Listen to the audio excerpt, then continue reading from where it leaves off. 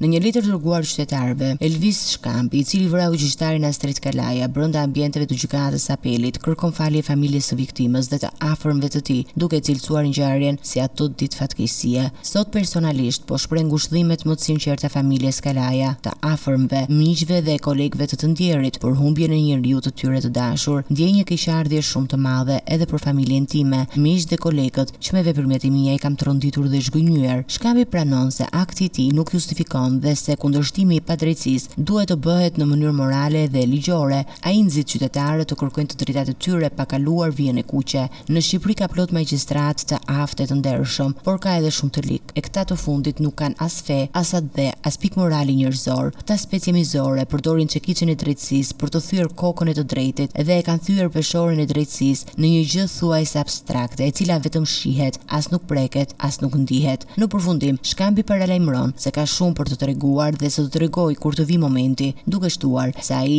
dhe shteti shqiptar do të japin llogari njëri tjetrit për dëmet dhe padrejtësitë e bëra.